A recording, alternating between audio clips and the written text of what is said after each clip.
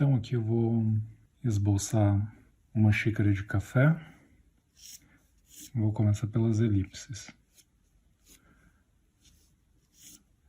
Então primeiro eu marquei cada um dos comprimentos e a largura.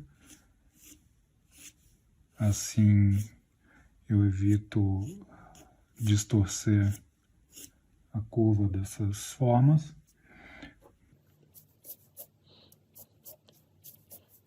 Então tudo ainda em ritmo de esboço, com formas geométricas bem simples. Nesse ponto é fácil marcar. Nessa altura do começo do processo, mais fácil é você então delimitar a área onde o objeto vai estar. Então eu fiz isso com uma forma geométrica aqui, um retângulo, e eu medi mais ou menos o ângulo da lateral da xícara, que é esse aqui, que é o segundo passo. Então vou começar com uma linha reta que corta esse retângulo. Com isso eu já tenho a área onde a xícara vai ficar. Aqui embaixo tem o pires, e é bom pensar já que vai ter uma continuidade de reflexo ou de sombra, e tem um detalhe de uma borda aqui embaixo. Então, uma vez que eu já tenho um comprimento, e eu sei que a largura aqui embaixo vai ser levemente mais... A abertura das elipses na parte de baixo vão ser maiores, então eu imagino uma curvatura um pouco maior aqui, um pouco mais aberta, quer dizer. Então aqui a elipse vai acompanhar esse limite entre a área da xícara e o pires. O pires vai ser, como de costume, um pouco mais largo, um pouco mais comprido do que a xícara.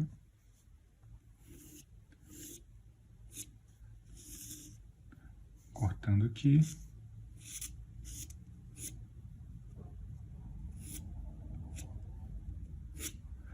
Uma vez que você acostuma a observar a estrutura através das formas, você pode pular a etapa de desenhar completamente a estrutura transparente e só simular ela aqui com poucos traços. Então o centro da elipse do pires seria mais ou menos alinhado com a elipse da xícara na base. Isso na parte de dentro, na parte interna do pires, que é um pouco rebaixada. Nós temos a borda visível do pires, que então vai ser uma claridade, uma faixa de claridade aqui. Depois eu vou detalhar ela. E logo em seguida tem o ângulo da parte de baixo, que é visível do pires. Então ela tem também um ângulo na lateral aqui do pires. O pires tem um ângulo lateral diagonal mais aberto aqui que a xícara. Então vai ficar bem parecido, bem próximo da horizontal, e ele já continua na curvatura, na elipse da base do pires. Então agora eu vou subir aqui um nível, que é o da borda da xícara. Esse aqui é o nível onde estaria o líquido de café na xícara. A xícara já tem essa medida aqui, a borda na parte de trás e a borda na parte da frente. Então eu fiz essas elipses aqui primeiro no nível do café, para que eu pudesse ter uma referência para deixar o centro das duas elipses alinhados. E agora eu vou completar a parte de cima da elipse da xícara. Sempre com o lápis deitado nessa etapa de esboço.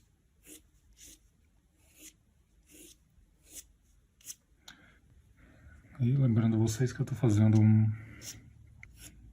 o desenho em um traço mais solto, que vai ficar mas num estilo de esboço. Então agora eu completo aqui essas elipses e elimino as distorções e vou aproximando o contorno até ele ficar justo. Então, à medida que você vai adaptando a elipse à perspectiva correta, você vai ficando mais tranquilo que a forma do seu objeto está com a estrutura correta antes de você passar para os detalhes. Então não pule direto para nenhum detalhe antes de fazer essa conferência e de ir pensando nessa estrutura primeiro. O próximo passo vai ser aqui, eu vou preencher a alça da xícara. Eu já marquei aqui o tamanho dela e a forma geral dela, que é meio que um losango. Então ela vai ocupar mais ou menos esse espaço aí. Depois eu preciso só arredondar essas linhas iniciais.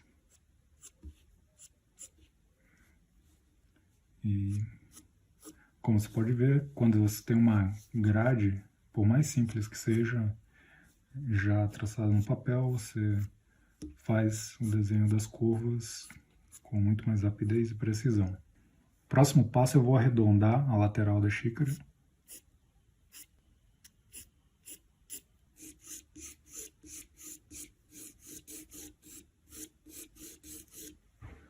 A essa altura você já consegue ver a ilusão de relevo tridimensional do objeto.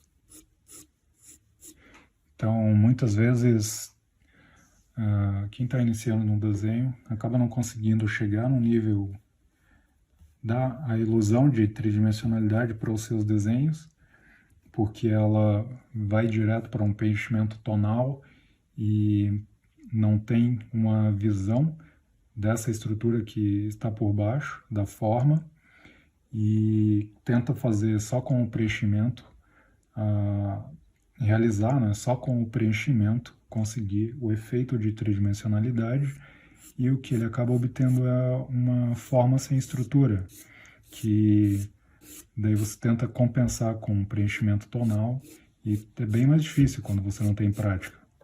Então agora eu refinei um pouco os contornos, apaguei um pouco das linhas de esboço, e aqui eu estou usando um lápis sépia da Cretacolor, que no caso é bem parecido com a textura do carvão, e provavelmente é feito com pigmento de pintura, né, de fazer tintas. O pigmento em pó é bastante fosco e, como é de origem natural, o sépia é bem fosco e áspero, como o carvão e como a sanguínea, que é mais avermelhada.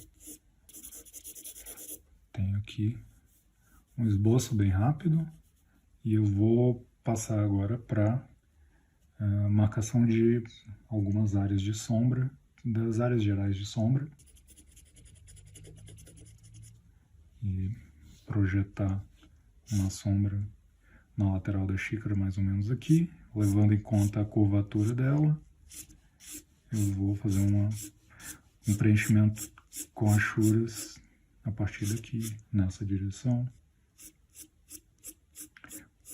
com achuras levemente arredondadas, ou seja, com a curvatura aberta o suficiente para acompanhar um modelo, a curvatura da xícara, no caso.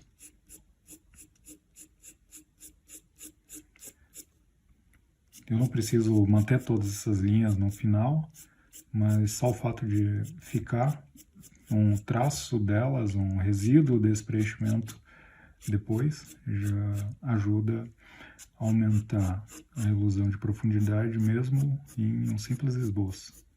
E também ajuda a dar esse efeito de profundidade mesmo em um desenho com um preenchimento tonal bem fino, bem suave.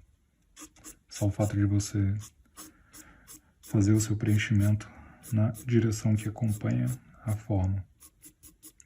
A sombra, então, também vai ocupar uma parte aqui da alça, então toda essa lateral.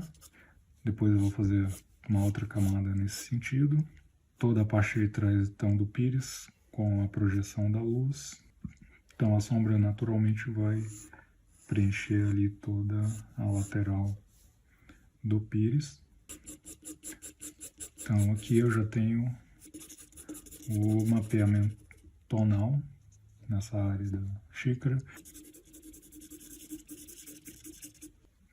Então, eu avancei um pouco mais no preenchimento dessa separação entre luz e sombra. Agora eu vou fazer aquela sequência de achuras na horizontal para arredondar mais a xícara.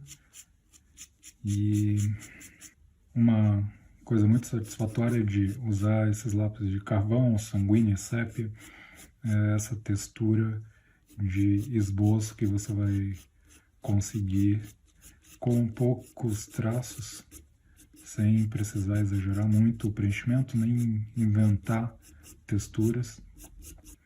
Então esse material tem esse atrativo, esse aspecto estético interessante e agradável, na maioria das vezes, justamente da combinação entre um papel de desenho, que no caso aqui é 220 gramas, com um pouco de textura, e a suavidade da textura do material, do sépia, do carvão e etc. Com certeza dá para usar essa mesma combinação para fazer um desenho realista ou hiperrealista, dá para levar para essa direção. Então é apenas uma questão de decidir aí no começo o efeito final que você está buscando e o modelo a partir do qual você está trabalhando para buscar o resultado mais interessante. Eu vou esfumar uma parte do desenho para então fechar aí um pouco dessa textura, para fechar aqui um pouco dessa textura, e eu vou fazer isso com o dedo também para deixar um efeito bem mais amplo, bem mais genérico, sem muito detalhe. No módulo sobre formas, eu comentei vários desenhos de iniciantes de naturezas mortas em que em geral você via formas achatadas, elipses distorcidas, texturas que não se encaixavam nos objetos ou que estavam muito mal acabadas.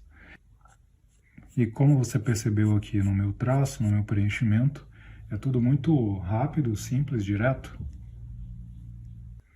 E o que faz parecer fácil, a execução que faz parecer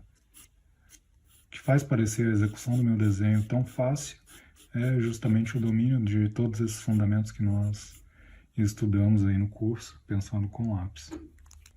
Então, nessa altura, a minha técnica é bem avançada e as linhas já saem naturalmente organizadas. Quando eu faço um preenchimento, vamos dizer, já sai da minha mão quase automaticamente, digamos assim, um preenchimento nas tonalidades corretas, com o degradê correto, como você acaba de ver aqui.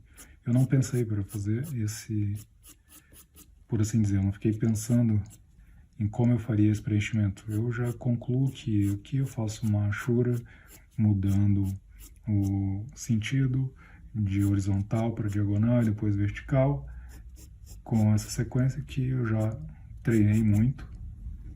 E o que acontece aqui, o benefício de ter treinado bastante esses fundamentos, é você poder olhar para a forma, para o objeto e já ir executando automaticamente o seu desenho, porque quando você tem bastante prática em analisar a forma, você chega a essa conclusão muito rápido e muito fácil.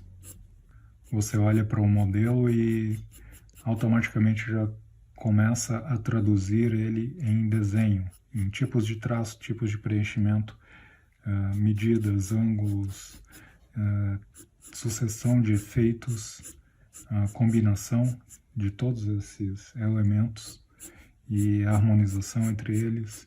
Então você vai pegando a prática de combinar tudo isso em uma sequência correta e chega um ponto em que se torna bem rápido o processo. Então, se eu tenho que emendar essa sombra até a área lateral aqui de claridade, como eu faço essa transição? Traços bem suaves, horizontal, hachura, linha arredondada, puxando o degradê até chegar do outro lado. Vou esfumar um pouco,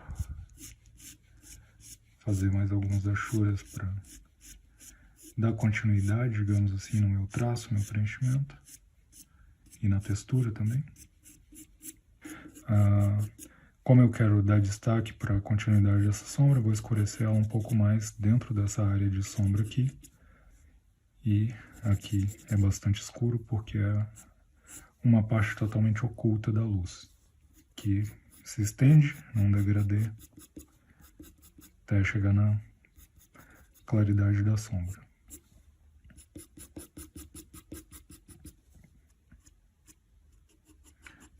Então aqui vou fazer uns detalhes de elipses da base do pires, parte interna do pires, alguns tons médios aqui que ficam na ondulação da cerâmica.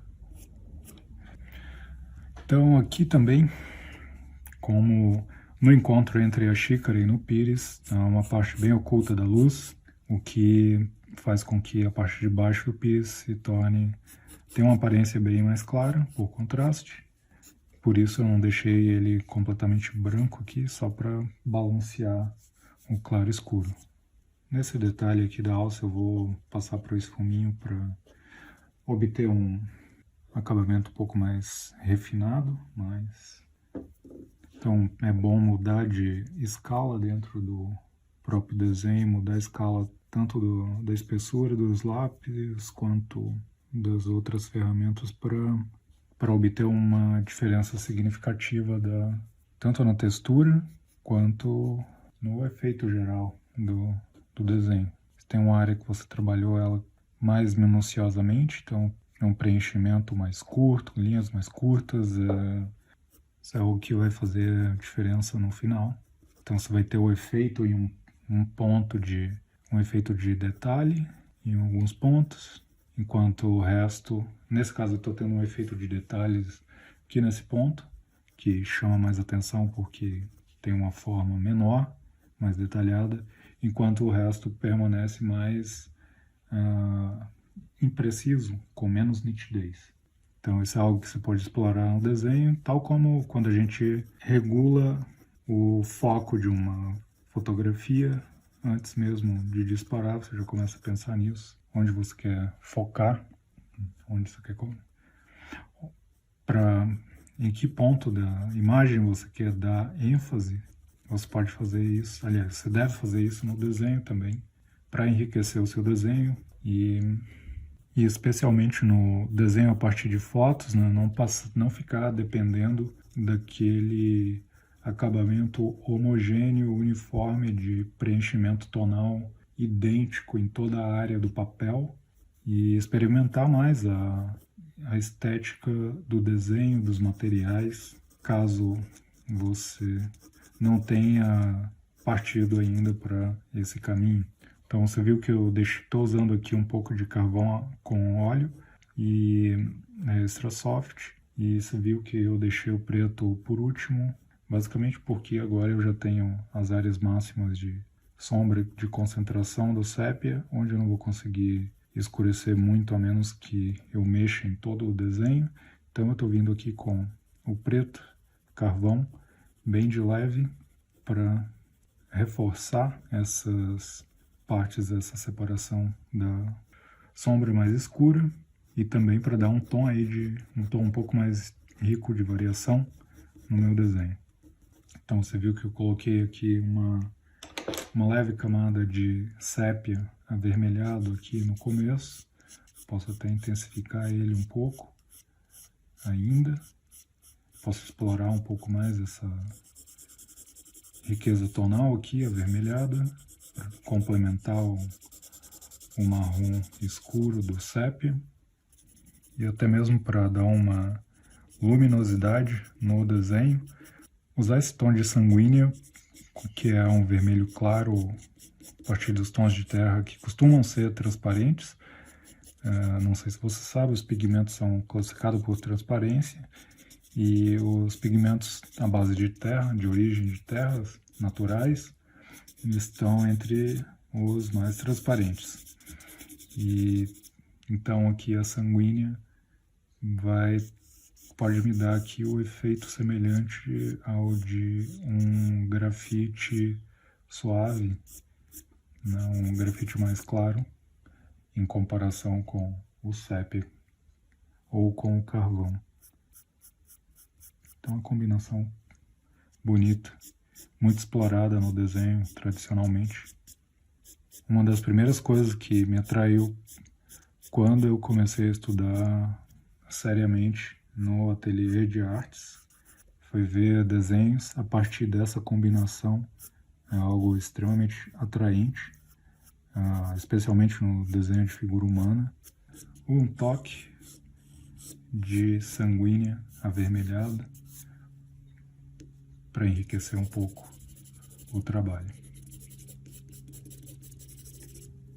Então, nessa etapa de finalização, mesmo se tratando de um esboço, eu já não vou me preocupar em adicionar, em acrescentar grandes mudanças, mas sim apenas refinar o que já está aqui no papel. Então, vou concentrar a minha atenção, os meus esforços em melhorar os efeitos que eu já esbocei aqui no papel, que já estão encaminhando o meu desenho para o final. Então, eu vou caprichar nas luzes altas, suavizar os tons médios, melhorar as transições. Enfim, esse é o momento onde eu já estou olhando para o desenho como um todo, para o desenho acabado, em como ele vai ficar depois que eu parar, e que eu sei que provavelmente eu não vou querer voltar e mexer nele uma vez que eu considerar ele acabado. Então esse é o momento que eu vou tentar levar o acabamento do desenho até o máximo, dentro do que se propõe esse trabalho, né? Então, visto que é um esboço com textura e etc., eu não vou fazer um hiperrealismo, não vou fazer uma cópia de fotos.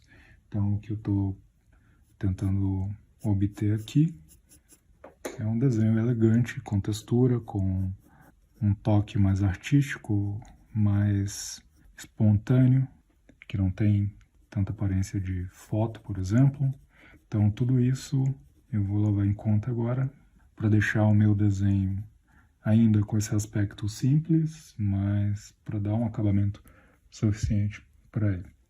Aqui é um exemplo em que um preenchimento quase imperceptível, algumas linhas muito suaves na curvatura da elipse fazem a diferença para aumentar a sensação de profundidade, de efeito 3D em um desenho com estilo de esboço como esse.